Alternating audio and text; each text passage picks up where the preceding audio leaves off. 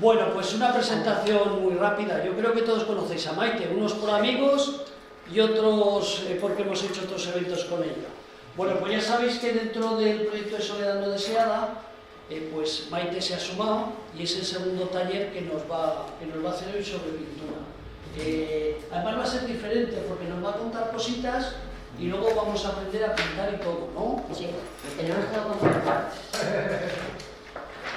Con lo cual luego traigo una cosita ahí para que puedan pintar y manchar todo lo que quieran.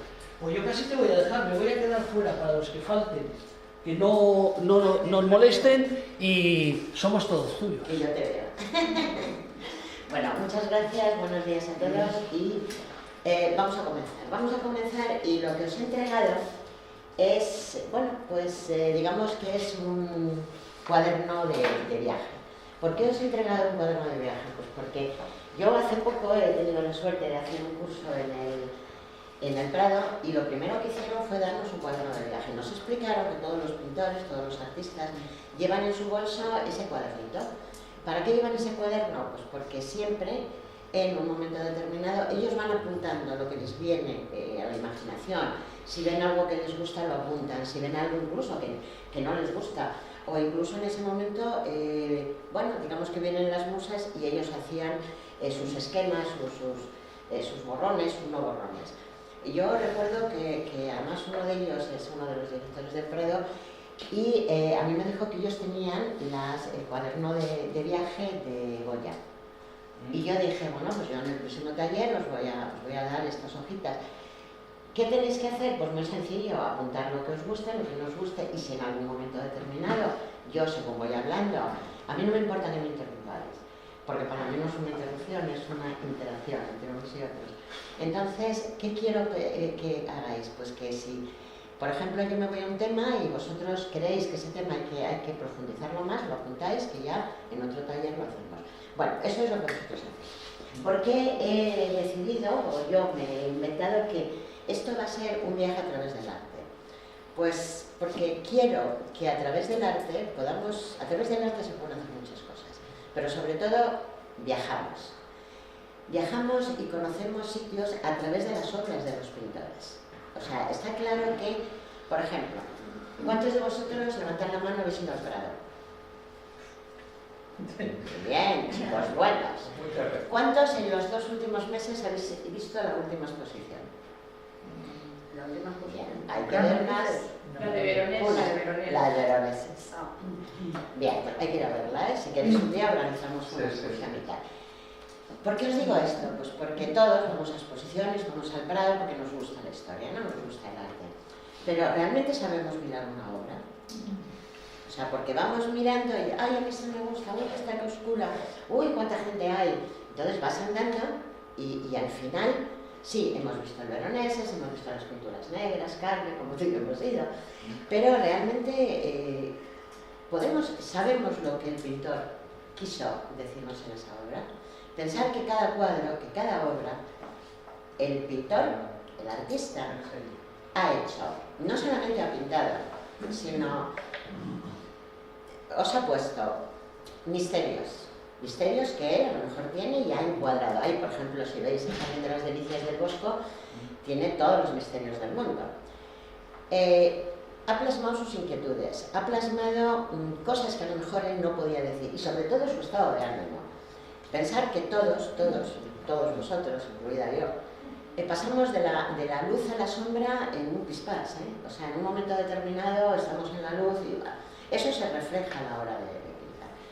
Hay amigos míos que dicen que la pintura, hay 2 formas de ver las pinturas, porque son otra mirada. Entonces, a través de este viaje, a través del arte, yo os voy a enseñar un poquito a mirar esos cuadros.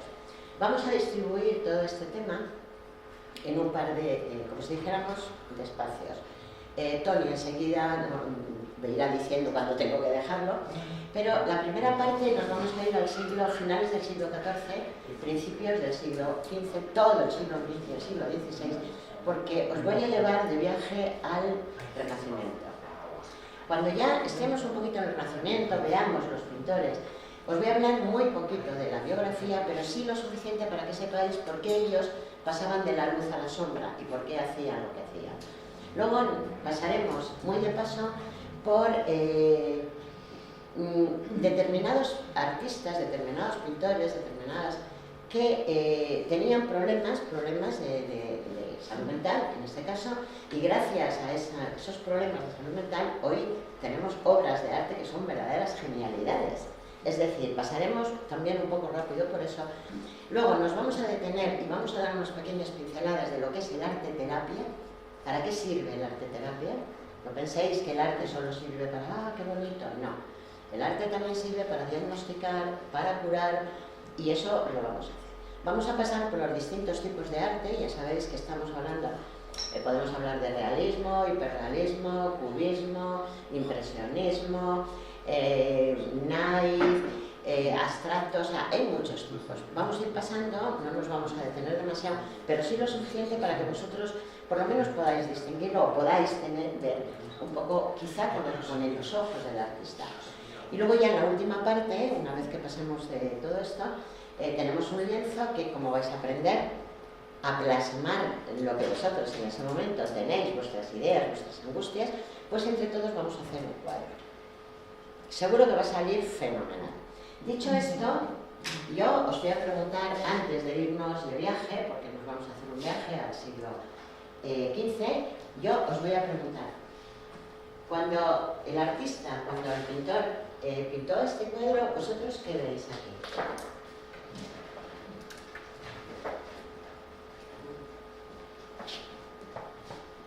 Claro, estamos en familia. Luz. Sí. ¿Pero qué creéis que quiso decir el pintor? Como una lucha. Una lucha, quizás. Varios Sobre el A ver, por agua, orden, por parece orden. que van por un Una lucha a la río. tierra también. Me recuerda el de los garrotazos. Pero Son dos Es que indígenas. recuerda ese cuadro de los garrotes ahí que están ahí. Sí, de los Sí, garrotazos. sí. Carmen ha dicho duelo garrotazos porque Carmen ha escrito una de las maravillas de las pinturas negras y lógicamente le recuerda a Goya y tal. Tú, por ejemplo, has dicho paseando, pues el artista lo que quiso hacer en este momento fue un diálogo entre el bien y el mal. Si os dais cuenta, este personaje puede ser un ángel, puede tener sexo o no sexo, los ángeles no tienen sexo, pero sin embargo tiene alas. Y él está ahí como, a ver, ¿qué está pasando? Bueno, pues es un duelo. Quien gane, pues no lo sabemos, pero quizá en ese momento la pintora, en este caso soy yo, bueno, pues yo siempre soy una buscadora de respuestas. Entonces siempre estoy, bueno, ¿cómo podíamos hacer esto y tal? Bueno, pues de esta forma yo establecí un diálogo. Por ejemplo, en este otro, aquí lo tenéis más claro. Rosa, ¿qué dirías? una sensación de unión. Sí, como que se va llegando a un punto maravilloso. Macarena. Sí. Lo muestra la cámara. Ay, qué Bueno, mi bueno. pequeña, dame un Qué besito, guapa. mi vida. Guapa mía. Cómo te quiero. Ven, que te voy a hacer un regalo, cielo mío, mira. Pide que te den un bolígrafo, porque mira, estamos haciendo un viaje a través del arte. Y siéntate que eres una monada, de verdad que es encantadora. Sí, sí, Oye, sí, sabes sí. que pintamos, siéntate donde quieras, mi amor. Bueno, me ha dicho Tony que lo siento. ¿Has visto qué cuadro más bonito, tesoro? Bueno, no ibais muy descaminados cuando habéis dicho... Macarena, ¿qué me has dicho que era? Sí, como una pareja felicitada. Bueno, pues no vais muy descaminados. ¿Qué quise hacer aquí? Un proceso de transformación. Muy bien. Si os dais cuenta, aquí hay unos angelitos. Sí, sí. ¿O no? Que ya han sido... ¿O son demonios que se han caído? Bien. Aquí tenéis unos soldados. Bien. ¿Pero qué están haciendo? Mirad, hay una luz increíble. Tenéis aquí un camino de luz. Pero realmente, ¿el triunfo cuál es? Pues que ellos. Que Son van ellos, llegando pero son a- ellos que yo quise representar un poco a toda la humanidad. Ese triunfo al amor. es el triunfo a la ternura, es el triunfo a la amistad. Es que después de tantísimo follón como puede haber en este mundo, que lo hay, al final siempre triunfa la luz si sabes elegir con quién quieres hacer de cariño. Bien. Nos vamos a detener rápidamente en este otro. Fijaros, lo pongo a la cámara. ¿Qué diríais que es? ¿Te gusta, cariño? Este lo tenéis un poco complicado. Una tormenta encima del mar. Vale. Sí, por eso también esta figura se ve como un ángel también con alas aquí. Sí. Y no sé, Sí, como dos Anita, ángeles que se como encuentran. un diálogo también. Bueno. Déjalo. Con el bueno. No, veo como Sí. distintos estados de ánimo. Sí. Me da la Eso es. sensación. Muy Maite, yo a mí la sensación que me da que o sea, un poco como ha dicho la compañera, pero voy a añadir más, que creo que tiene que resurgir como el ave fénix para conseguir lo que realmente quiere llegar. O sea, Más o menos habéis dicho los dos, efectivamente. Esto es los diferentes estados de ánimo que puede pasar una persona, incluida yo, evidentemente. ¿Qué ocurre? Pues que hay veces en la vida que no todo te sale como tiene que ser, que tienes esas dudas, tienes tal. Entonces yo aquí, de hecho, este cuadro lo titulo El laberinto, dentro del laberinto, pues porque es un laberinto de emociones, de sentimientos. Yo he querido pintar aquí una especie de agujero de gusano, donde a veces, bueno, pues yo a través de mis hemisferios me voy al otro, o sea, entro en el agujero y me voy al otro mundo. En el otro mundo me refiero, bueno, pues esa fantasía que todos necesitamos.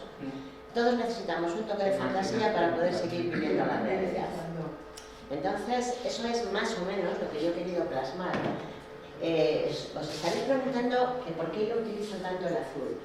Ya os dije en otro taller que los pintores, o sea, antiguamente los pintores utilizaban pigmentos que ellos mismos hacían.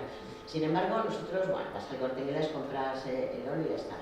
¿Qué ocurre? Que utilizamos los colores primarios. ¿Cuáles son los colores primarios? El azul, el rojo, el amarillo y el verde. A través de ellos hacen los complementarios, los terciarios. Yo en mi caso es que el azul me gusta. Es un color frío, es un color primario. Curiosamente yo he visto muy poco de azul, pero sin embargo a mí el azul es un color que bueno, por alguna razón. Mirad este otro, ya nos vamos de viaje.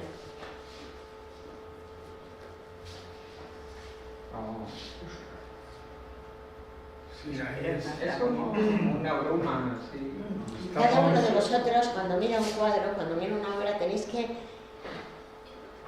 cada uno lo va a mirar, lo va a ver de forma diferente, le va a dar, o sea, depende cómo tú lo miras y a ti te da una sensación. Bueno, pues yo os cuento. Yo desde que era muy jovencita, yo siempre he admirado mucho a los clásicos y sobre todo a Dante. Dante Alighieri para mí siempre ha sido increíble. Bueno, pues yo leí de muy joven, de muy joven leí La Divina Comedia, gracias Carmen Tesoro. Yo leí, insisto, La Divina Comedia y yo aquí, en un momento determinado, lo que quise plasmar era un homenaje a Dante. Vosotros veis que hay barquitas, ¿no? Por ahí. Sí. Bueno, pues desde tiempos inmemoriales sabéis que incluso los emperadores, los antiguos, se ponían una monedita en la boca para que el banquero pudiera cruzar. Bueno, pues yo he traído a Caronte para que Caronte con su barca pues vaya llevando las almas de una... ¿Dónde está Caronte?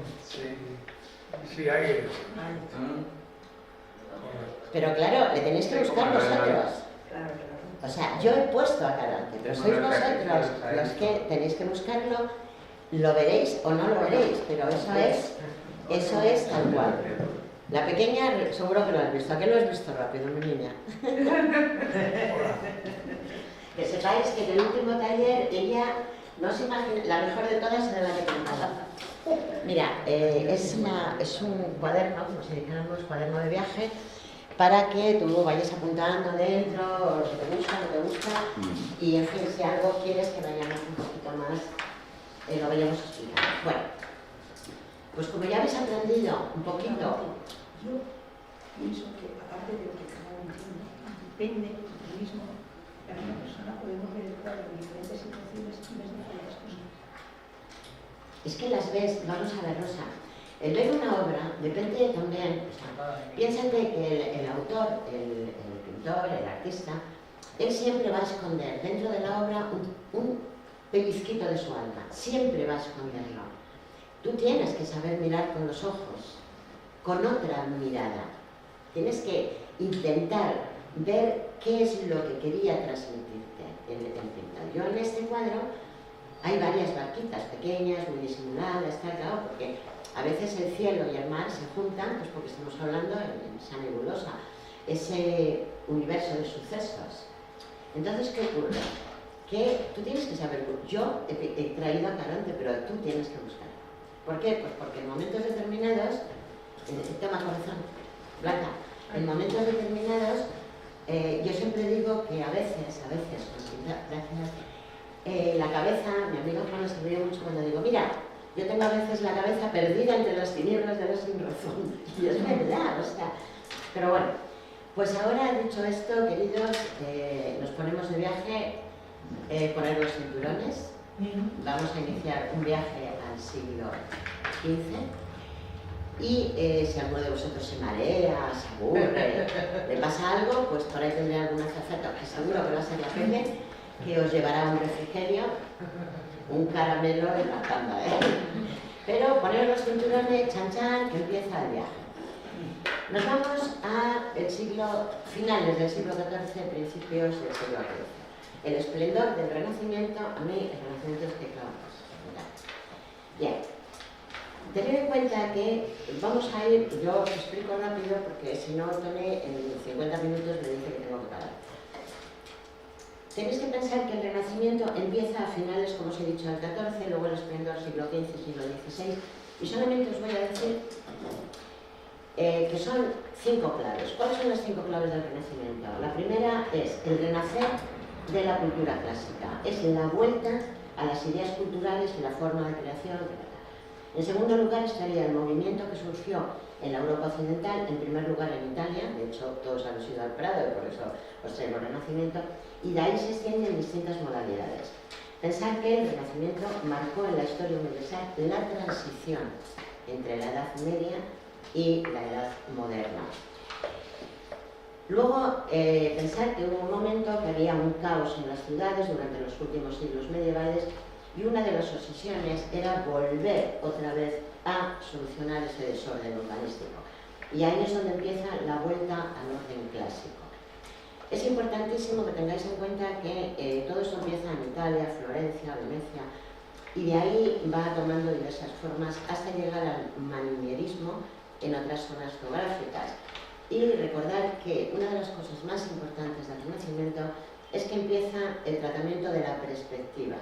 Recordad que cuando vosotros ibais antes, y bueno, y ahora, las figuras, todo el mundo estaba estático, todo, ¿no? Luego ya empiezan los contornos y sobre todo aquí empieza la perspectiva y empiezan a surgir el tema de las 3 dimensiones.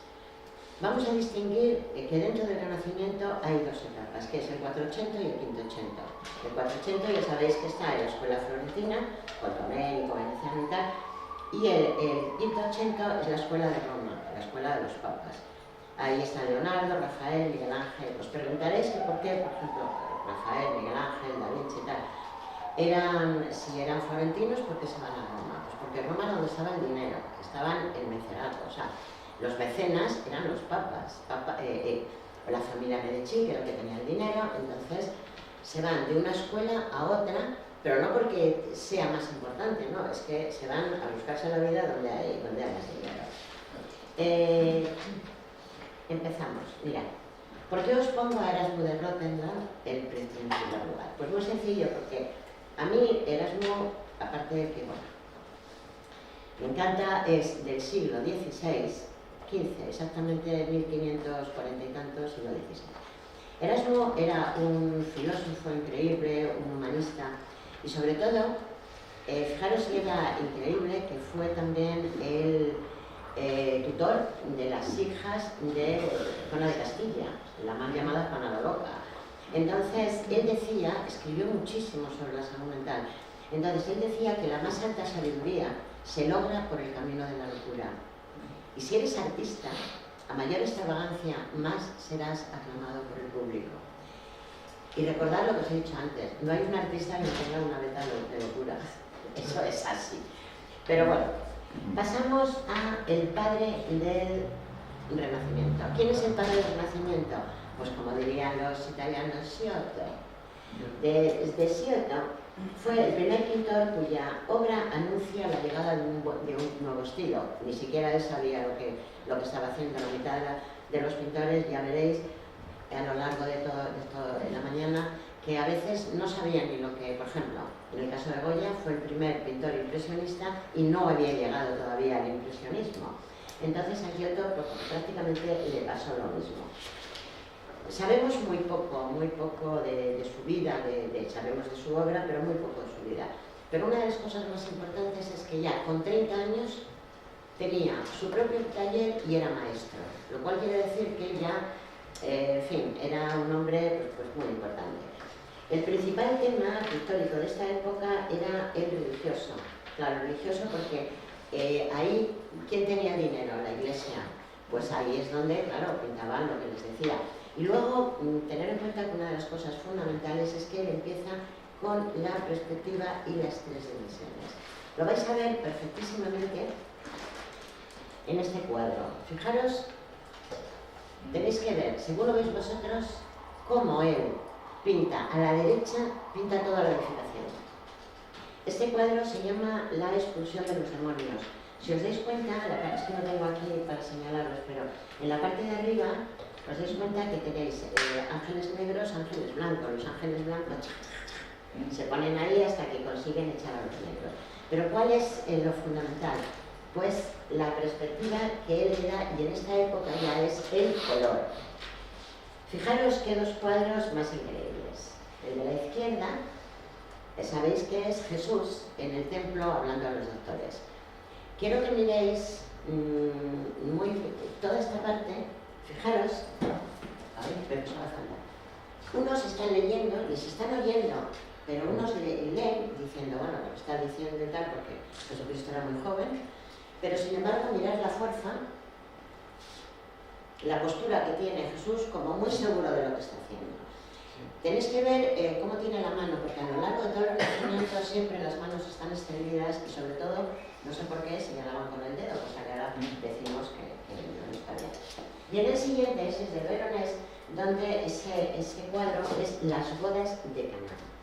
En las bodas de Caná, tenéis que, os digo que fue, esto se hace al final de la primera semana del Evangelio de Jesús, y es el primer milagro que hace Jesús, donde están en una boda y llega su mamá que está al lado y le dice, hijo, que nos hemos quedado sin vino, que a ver qué hacemos.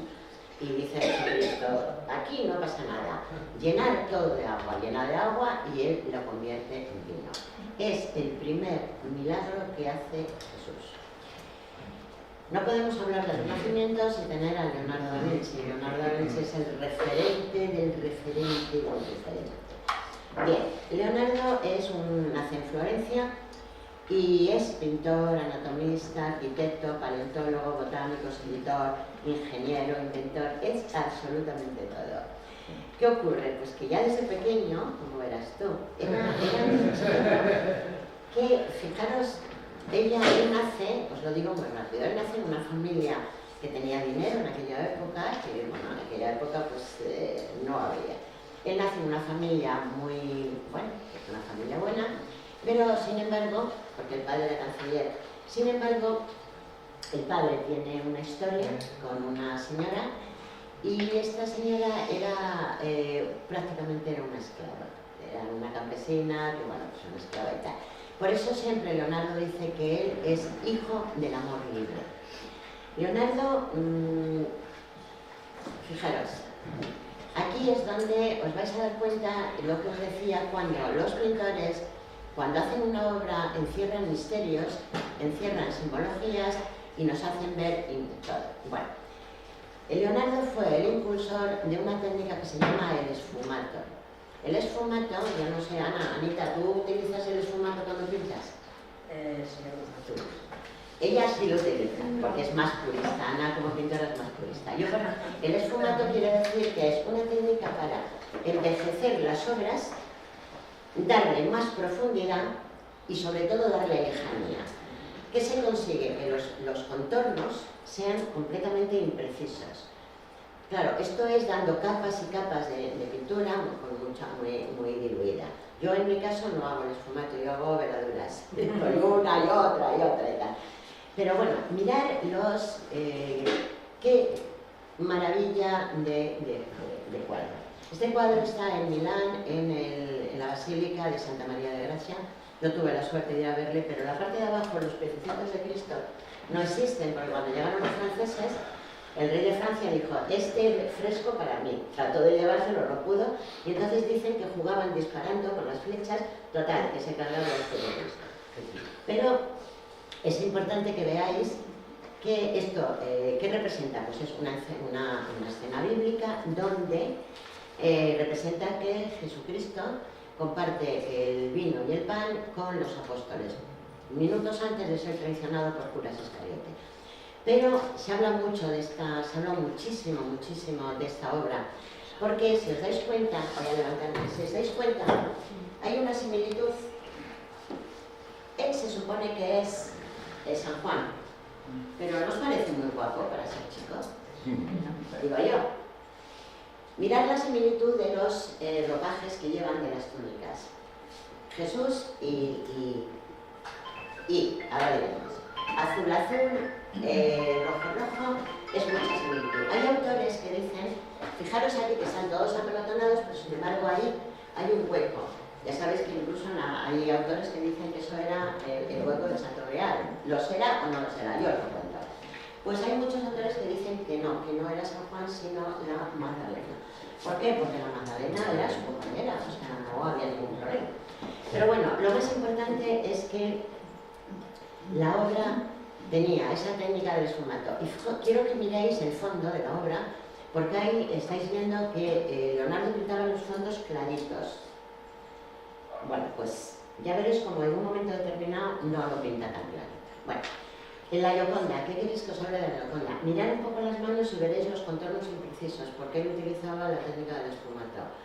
Aleja, envejece, y la Gioconda es la esposa de Francisco de Giocondo, que también se la llamó Mona Lisa. Es uno de los cuadros que más importantes del Renacimiento, le robaron y tal, pero sobre todo, donde miréis a la Mona Lisa, donde miréis a la Gioconda, ella os va a mirar, os va buscando con la mirada.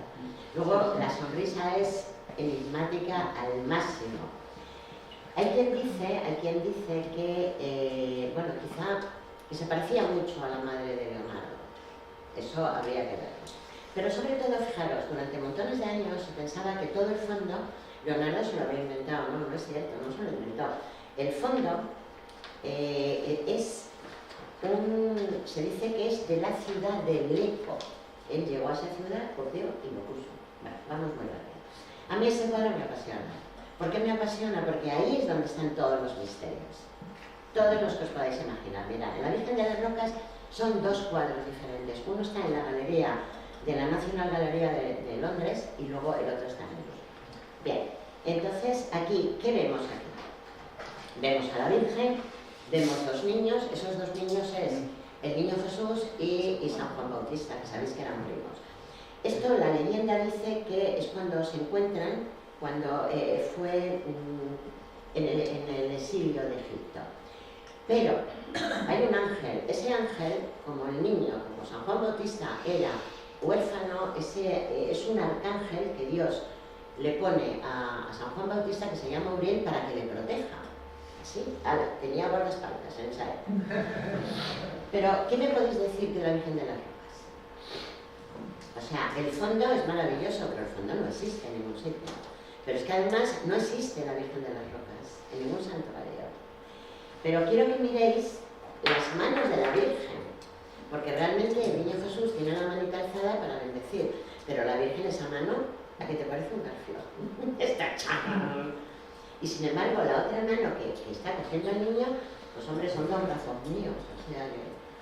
¿Por qué Leonardo hizo esto cuando era un perfeccionista? Ah, queridos, pues algo nos quiso decir Leonardo. Recordad que os he dicho que en esta época siempre estaban los dedos para arriba, para abajo. ¿Qué nos quiere decir aquí San Juan Bautista? Que el cielo está arriba, que arriba es la salvación, pero también tenéis que mirar, el pelo es tan largo, que es como que se arropa. Quizá es, es una imagen que está representando el eterno signo de la interrogación, el enigma de la creación, está en el desierto, pero sobre todo, ¿es la belleza típica de un hombre? No. Es la belleza que Leonardo creía que debían tener, es una belleza androgénica. Entonces, la mano que tiene ahí es una mano, hoy diríamos, o que nivel diría, es un poco narcisismo, pero esa mano significa yo, el yo por encima de todo. Yo es lo que más o menos estábamos diciendo. Y sobre todo mirar el fondo de este cuadro, porque este fondo, no quiero pasar más tiempo, este fondo es... Leonardo siempre pintaba fondos claros, sin embargo este claro oscuro que consigue con el esfumato, fijaros qué curioso, pero fue imitado por maestros tan impresionantes como era Caravaggio o como era Zurbarán. Fijaros en la dama del armenio.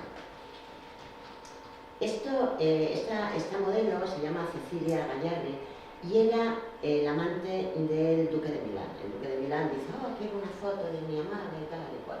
Entonces Leonardo la hace de una belleza increíble, para mi gusto excesivamente blanca, pero él la puso así. ¿Pero por qué dio ese toque Pues porque lo que quiso decir es que esto era una alegoría al amor y al apego.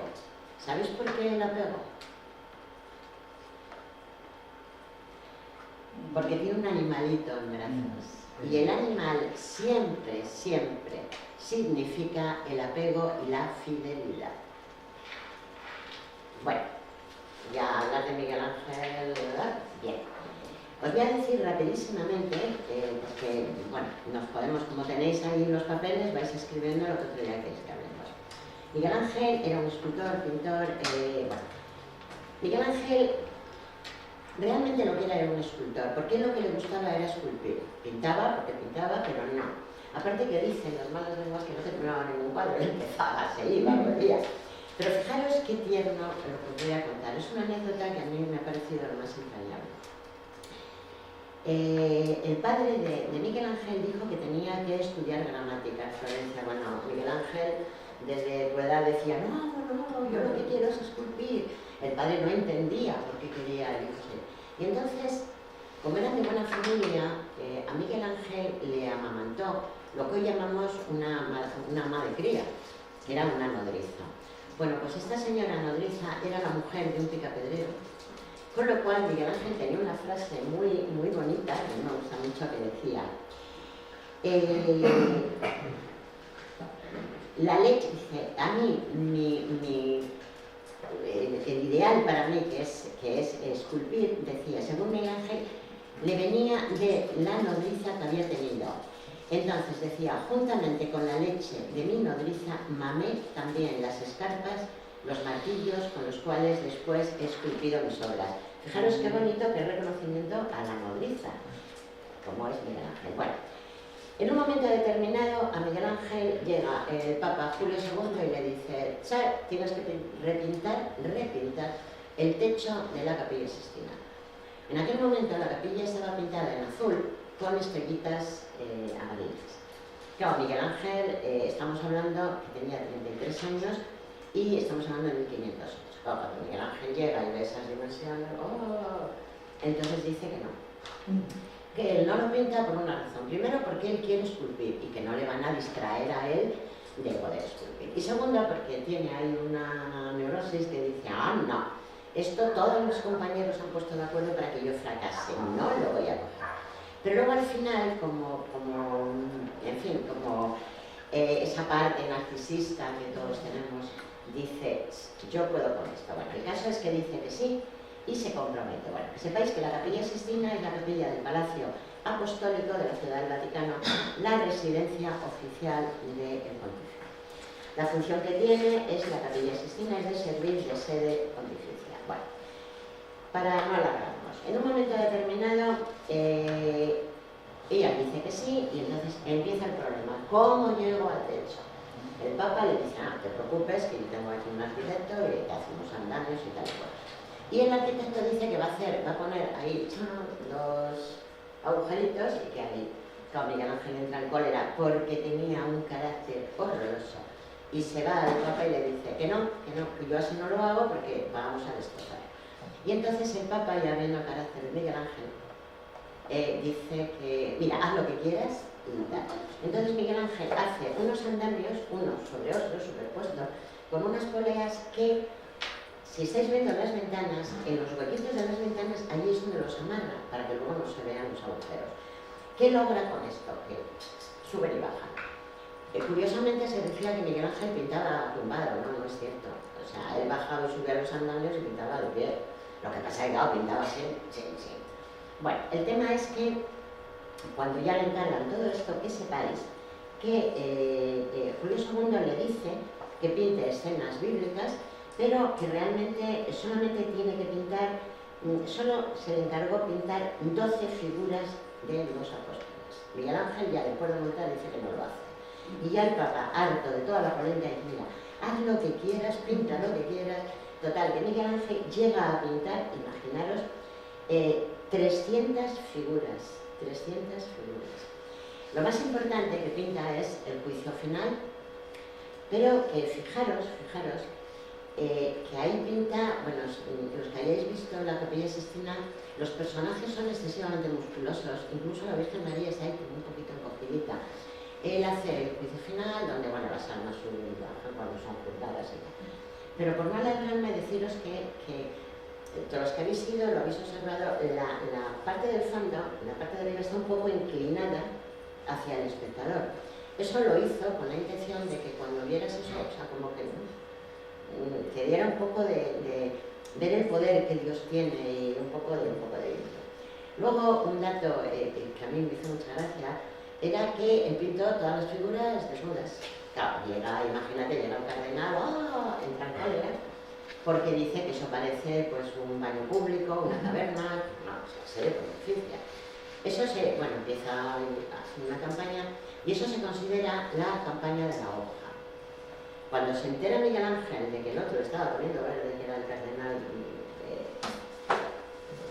Cesena, bueno, hace horrible. Entonces dice Miguel Ángel, así coge y le pinta como el dios Minos, que es el juez del infierno, que está en un lateral, ya lo habéis visto, por las orejas. Imaginaros cuando el cardenal se ve ahí representado como juez del infierno. Llega el Papa y le dice, tal y cual. Y el Papa, muy tranquilo en su sillón, dice, bastante tengo con la jurisprudencia del cielo. Yo con el infierno no tengo nada que ver. Sería la vuelta. Y yo tan tranquilo. Entonces luego ya después con Miguel Ángel pasó y cogieron a un pintor y empezó, bueno, pues venga, tápalos y tal, hizo ahí lo que pudo el hombre, que curiosamente este señor, que os voy a decir cómo se llama, porque bueno, merece la pena que lo digamos, se llamaba el artista Daniel de Volterra, pues ha pasado la historia como el pintacalzones. Bueno. Pero no fue acusado de sodomita, o sea, de homosexual. Sí, sí, ¿no? Y por eso... Claro, es que ten en cuenta que Miguel Ángel no tenía claro su sexualidad. Ya. Y eso lo sabían, pero claro, tú imagínate en aquella época, pues la iglesia, hay una palabra, con la iglesia hemos topado. Y entonces él se empezó a vengar y bueno, ya sabes que además tuvo mucho follón. También es verdad que le perseguían porque decían que era de la secta de los Illuminatis, pero realmente lo que era masón. Tener en cuenta que todos los pintores en aquella época, curiosamente, eran masones. Y claro, vamos a ir muy rápido porque, bueno, si aquí nos alargamos, luego acortamos, porque el tiempo lo tenemos. Pero no, fíjate, a ver, así. Lo más importante de la Capilla Sixtina es la creación de Adán, es el soplo divino que le da Dios a Adán. ¿Por qué? Pues porque Jesucristo hizo al hombre en su imagen y semejanza. Entonces, pero fijaros cómo viene Jesucristo, fuerte, musculoso, estoy tal, rodeado de ángeles. ¿Y Adán cómo está? No, me acabo de levantar de la siesta. Pero justo con los deditos que no se tocan, Dios le está dando el soplo de vida. Para mí el soplo de vida no es para vosotros, para mí es el alma. Bien, vamos rápido. Tenemos que ir rápido porque tengo una hora. Fijaros que dos cuadros más maravillosos. El de la derecha, la perfección del cuerpo del hombre, es David, el David bíblico, un segundo antes de porque tiene una onda en la mano. El follón que tuvo me enfrentó con Goliat. Vale. ¿Qué ocurre? Que el David le tenemos, mide 4 metros y pico, y le pusieron de icono en la República de Florencia. Pero yo quiero que miréis la Virgen, la piedad de Miguel Ángel. Decidme algo de la piedad, rápidamente. ¿Qué os parece? ¿Guapa, fea, regular? Tiene una cara de muy jovencita para Y no tiene cara de sufrimiento. ser madre de un hombre. Quizá no tiene tanto sentimiento como debería tener. A ver, se supone que la piedad de Miguel Ángel tenéis que ver. Primero la Virgen es una niña, porque la Virgen es una niña. Además tiene una cara relajada, pero sobre todo tenéis que ver que por un lado tiene agarrada a su hijo, pero la mano la tiene abierta diciendo, pero hijo, ¿qué te pasa? ¿Estás dormido? ¿Qué haces? ¿Pesas? ¿No pesas? Sin embargo, Jesucristo no tiene heridas, está como durmiendo. Pero ¿qué nos quiso decir Miguel Ángel? Aquí es lo que hemos hablado al principio. ¿Qué nos ha querido transmitir el Papa? Nos ha querido desmitificar el duelo y la angustia de la muerte. Ha querido decirnos que es un paso de la vida a la muerte, que tan normal es la vida como tan normal es la muerte. Pero que sepáis que esta es la única escultura que que Miguel Ángel firmó. Y la firmó donde tiene la Virgen aquí, esa cintita, ahí es donde la firmó. Bueno, rápidamente hablamos de Rafael. Rafael, fijaros curiosamente, Rafael nace un Viernes Santo y fallece un Viernes Santo, con 37 años. Fue un hombre, increíble, y la mayor parte de su trabajo está alojada en los museos del Vaticano y tiene habitaciones en el Vaticano conocidas como las estancias de Rafael. Vamos rápidamente, fijaros qué cuadro más impresionante. Este cuadro es la transfiguración de Jesús, que realmente es rompiendo gloria. Si os dais cuenta, está en 3 partes el cuadro. Viene Jesús con su fortaleza, con su tal, y viene acompañado de Moisés y Elías. Acompañadito, ¿eh? En la parte de abajo, que están ahí echaditos, le están esperando los apóstoles Pedro, Santiago y Juan el Evangelista. Luego, abajo están todos los apóstoles. Pero fijaros en el niño está con la boca abierta y los pies torcidos. ¿Por qué? Pues porque ese niño en ese momento está teniendo un ataque epiléptico o una convulsión o tal. El resto de los apóstoles piensan que está endemoniado y ya, tal, y si veis, uno de los apóstoles está leyendo y realmente el otro está llamando a Jesucristo diciendo, ven y ayúdanos porque a ver qué hacemos con el muchacho, ¿no? Pero sobre todo quiero que veáis la luz que emana Jesucristo cuando viene. A mí este cuadro me encanta, pero porque este es el triunfo de Galatea. ¿Qué quiere decir el triunfo de Galatea? O sea, Galatea es una virgen, una diosa, pero que Galatea es el amor incondicional, del amor puro, del amor, o sea, nada de pasiones ni nada de nada. Entonces, viene tirada, o sea, viene una concha, la van tirando dos delfines, y si os dais cuenta, todos los que la acompañan son criaturas marinas, o sea, son tritones, nereidas, centauros, pero recordad que arriba están los cupidos celestes, están disparando flechas. Les han disparado todos y están todos, vale, una juerga como si fuera San Isidro. Ya está, felices. Menos la diosa que dice, no, yo estoy por encima del bien y del mal. Pero quiero que veáis el cielo, para que luego hay que pintar el cielo, chicos. Bueno, a mí este cuadro me apasiona porque se titula Los desposorios de la Virgen. Si os dais cuenta, es un cuadro que está sano. El punto fundamental del cuadro es arriba el vértice y en medio cuando le están dando el anillito a la Virgen. ¿Pero qué representa? Pues quiero que veáis que representa que la Virgen María, esto es lo que dice, es una leyenda, pero bueno, se crió en un templo con 7 vírgenes. Cuando tenía 14 años, el sacerdote dice, cha, tenemos que buscar a alguien que cuide tu virginidad. Entonces llaman a todos los jóvenes, incluidos a los viudos, y les dan una varita. Y la varita que haga un milagro, ese es el pretendiente. Entonces, todos van y justamente la varita florece en la persona más vieja, que es, ¿quién es? José de Arimatea. Si os dais cuenta, el de delante está rompiendo la vara, que esto no, zas, no soy el pretendiente, rompe la varita. Bueno, pero mirad, porque luego lo vais a recordar, cómo está puesta la Virgen. ¿No veis que es una postura un poco...? No. A ver, yo encuentro... No me da tiempo a poner el cuello así. Bueno, pues esa postura es una influencia de Botticelli. Os dais cuenta que todos están estáticos y la Virgen, pero vais a ver luego lo de Botticelli. Bueno, pasamos rápidamente por Tiziano. De Tiziano, pues, ¿qué vamos a decir? O sea, fijaros lo que dicen sus... Es uno de los mayores exponentes de la escuela veneciana. Pero fijaros lo que dicen sus propios compañeros. Tiziano es el sol entre las estrellas, en homenaje a la línea final del paraíso de la Divina Comedia de Dante Alighieri. En cualquier caso, el conjunto de su obra se caracteriza por el uso del color y tal y cual. Quiero que veáis bien la obra de La Piedad. Porque, a diferencia de La Piedad de Miguel Ángel, aquí la Virgen sí está muy triste, porque su hijo está muerto, pero es la luz que emana del cuerpo de Jesús. Dicen que la persona que está a la izquierda es María Magdalena. El que está arrodillado, por un lado dicen que es Nicomedes, pero por otro autor dice que es Jesús de Arimatea, perdón, que es José de Arimatea, que el pobre, una vez que ya se va con el borriquito, nadie habla de él, o sea, pero bueno, aquí parece. Pero lo más importante de esta obra, por lo menos para mí, es que la empezó Tiziano porque la quería poner en su tumba. Tiziano murió y la terminó, se llamaba Jacobo Palma el joven, la tuvo que terminar.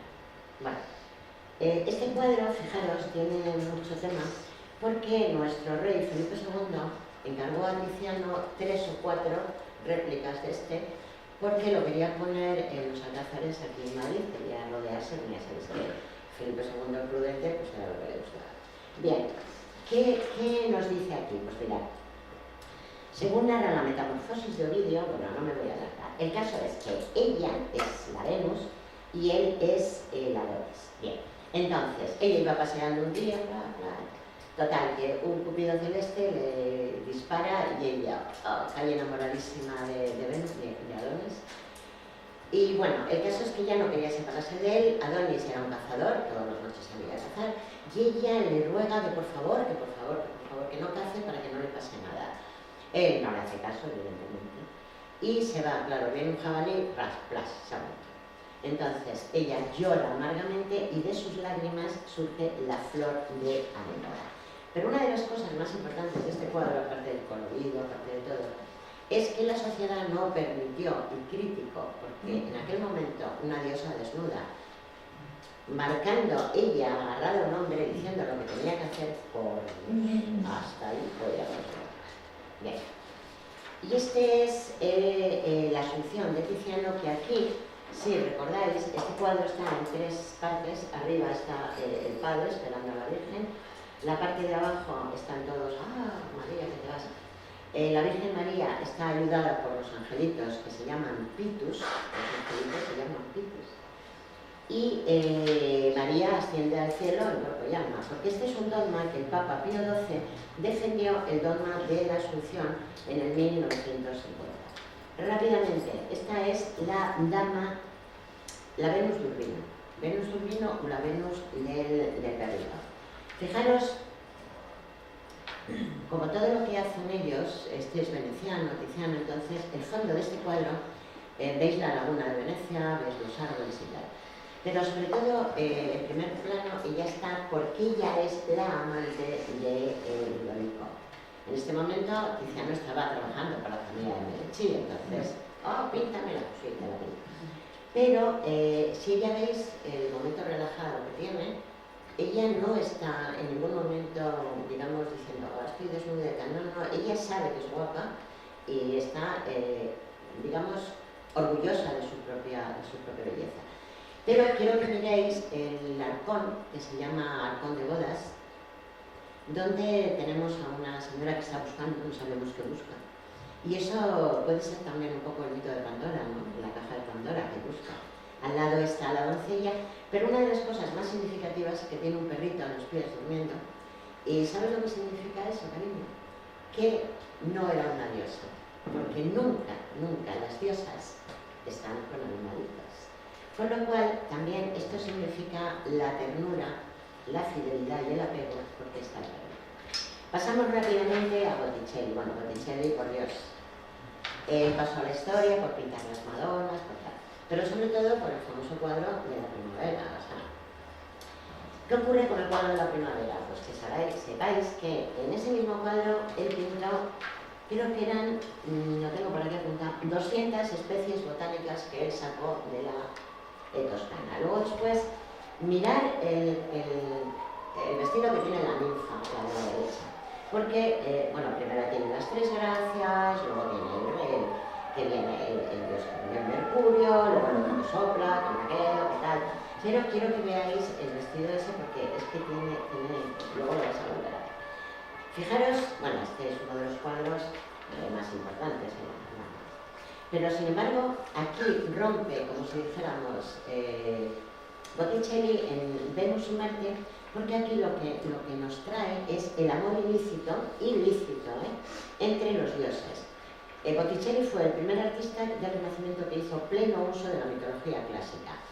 Los dioses, en aquel momento, los dioses paganos, hoy te siguen emocionando porque ves el hedonismo, ves la belleza y ves la dejadez, porque si la ves a ella tiene una actitud hedonista completamente, pero él está, tengo sueño, me duermo, y es la dejadez. Pero recordar que el hombre está mucho más cerca de sí mismo cuando alcanza la seriedad de los niños jugando. Si os dais cuenta, los niños juegan y el otro les sopla al oído, pero tienen cuernecitos, ¿no? O sea, a ver, aquí niña está. Y este es muy significativo porque este es la vida misma, ya vamos terminando. Porque Botticelli, había un señor que se llamaba Gaspar Lama. Entonces Gaspar Lama piensa que le va a encargar a Botticelli una epifanía, la adoración de los reyes. Pero claro, como era muy pelota, dice, si yo le hago la pelota a los Medici, luego, como voy, pues tráfico de influencia, yo le digo esto, y tú me das un puesto, tal. Y entonces le dice a Botticelli que lo pinte, pero que cuando pinta a los reyes, que pinte a las tres generaciones de los Medici. El padre, o sea, el abuelo, el hijo y el nieto. Y los representa a todos con los reyes. Pero a la vez, como Botticelli es muy narcisista, dice, pero yo me tengo que pintar también. Y entonces, fijaros en aquella época, que hay que ser muy atrevido, se pinta él y pinta al Atma. ¿Cuál creéis que son? Los de esta parte son los dos únicos que miran al espectador. ¿Los veis, verdad? Bien. Pues dicen, sí, yo eso, pero aquí estamos nosotros. Y claro, imaginaros ahora uno de los más bonitos, a mí me encanta, el nacimiento de Venus. ¿Os dais cuenta? Esta obra, él rompe todos los esquemas. ¿Por qué no rompe? Porque, ¿os acordáis cuando os he dicho el mismo traje que llevaba la otra ninfa? Pero sin embargo esta lleva el famoso velo de Venus porque tiene que tapar a la diosa que es desnuda, imagínate. Claro, tenemos ahí a los dioses soplando para que la concha venga hasta la orilla. Si os dais cuenta, las olas son esas olas plácidas que la traen como Cristo andando sobre las aguas. O sea, no hago nada, pero me voy acercando. Pero quiero que miréis esa no perfección. Y digo no perfección porque si os dais cuenta, el cuello le tiene así, como la Virgen en los desposorios. Por eso os dije que era una imitación de Botticelli, o sea, una reminiscencia que dice, no, yo te copio porque era típico de Botticelli el cuello también. Pero no solamente esa postura es imposible, sino, os dais cuenta que el brazo, o sea, está como si la deis luego al hombro, ¿no? Porque el brazo es larguísimo. Bueno, pues fijaros, por eso os digo, la no sin embargo es la belleza. Bueno, pues eso es lo que es. Rápidamente tenemos a Durero, que bueno, Durero podría decir un niño prodigio, con 6 años ya dibujaba que era un primor. Y imaginaros que fue enseguida fue maestro, y él tuvo mucho reconocimiento por parte de, por ejemplo, de Rafael, de Tiziano. O sea, imaginaros que Tiziano diga que lo haces bien. Y luego tuvo mucha, digamos, complicidad con genios como Leonardo da Vinci, etc. Fijaros en la parte de la derecha, no, a la izquierda, como parece que es una foto, ¿no? Bueno, pues eso lo hizo él, y lo hizo en Italia. Bien. Esta es la expulsión de los judíos del paraíso. Y ya para terminar tenemos a Donatello. A mí Donatello me gusta muchísimo porque se convierte en una figura innovadora en el campo de la escultura. ¿Sabes por qué? Pues porque empieza a hacer el relieve aplanado o aplastado. O sea, él hace los relieves, pero un poquito como suave. El cuadro este es, bueno, pues ya sabéis que en aquella época todos los sacrificios, llevar a la iglesia, aquí te pegamos, aquí no sé. A mí me gusta mucho esta cruz. Esta cruz está hecha en madera, policromada. En esa época fue muy admirada, porque realmente, bueno, pues indica ese sufrimiento que tenía Jesús. A mí esta me encanta, esta escultura me encanta. ¿Sabéis quién es? Bueno, pues esta es María Magdalena penitente. Claro, Donatello, por eso os he dicho al principio que el paso del Renacimiento es cuando las figuras ya no son estáticas, cuando ya cobran vida, te dicen, o sea, una figura te cuenta una historia. Entonces Donatello quería esculpir a María Magdalena y dijo, hombre, pues después de los años que han pasado, sabes que cuando murió Jesucristo, Magdalena dijo, uy, me pasaré la vida rezando y en penitencia. Entonces Donatello dijo, no la puedo pintar guapísima, maravillosa. Entonces la pinta pues como una anciana muy ajada, con muchos problemas de salud, y sobre todo hay un detalle que no quiero que os pase desapercibido. Aún así, María Magdalena sigue rezando.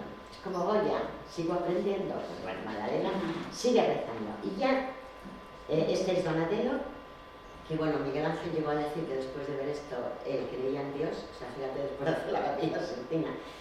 Y con esto vamos a terminar nuestra primera etapa de este viaje. Deciros que después del Renacimiento italiano viene el Renacimiento español, y uno de los exponentes más importantes del Renacimiento español es